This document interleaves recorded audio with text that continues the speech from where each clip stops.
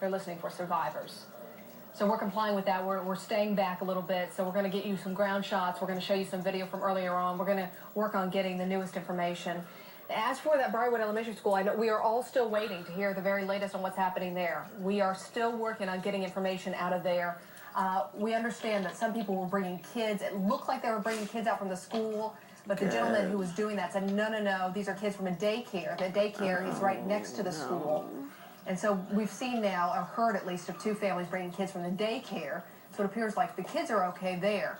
We have not gotten word yet, though, from the Briarwood Elementary School, although we still are working on getting information. But you can see the devastation there. It's really difficult right now to even get through street by street by street.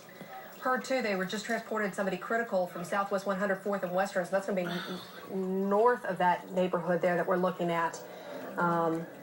Transported somebody critical, and unfortunately we've heard now from Carl that just from his scene there, a 3-month-old baby has died, as well as a 4-year-old child.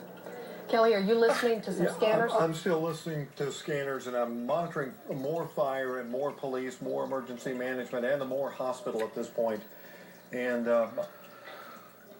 I'm frequently hearing more fatalities, and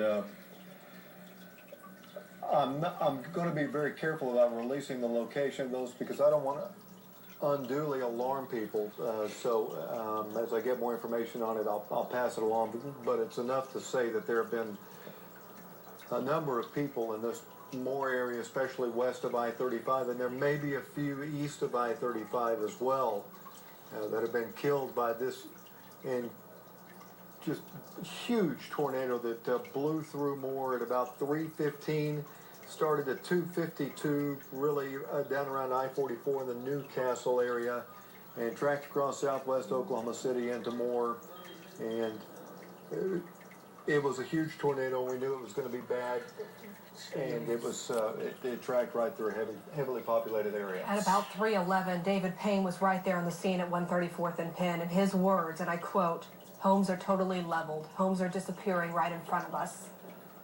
And this is the devastation. This is the aftermath here of this tornado. Earlier on, we also saw some shots. I want to give you an update from Bob Mills, Sky News 9 HD. They were showing us, looked like right behind the Warren Theater, it was a gas station that was leveled. And we believe that people were trapped there, and they were searching for a woman. Looking up that location, that is the 7-Eleven right there off Telephone Road near Southwest 4th Street. And so they're still actively searching that gas station for anyone who may be trapped. We understand that Evan Anderson, another one of our reporters, is down around Southwest 19th and Santa Fe. This is going to be by the Moore Golf and Athletic Club, kind of down in that area. Evan, if you can hear us, tell us what you're seeing down there. Okay, we may have lost him, guys. You might have to just start him on the phone. Kelly and Amanda, if you can hear me, we just ran back, had some shoddy cell service, but if you can hear me at this moment, we are at the corner of Santa Fe Avenue and Southwest 19th.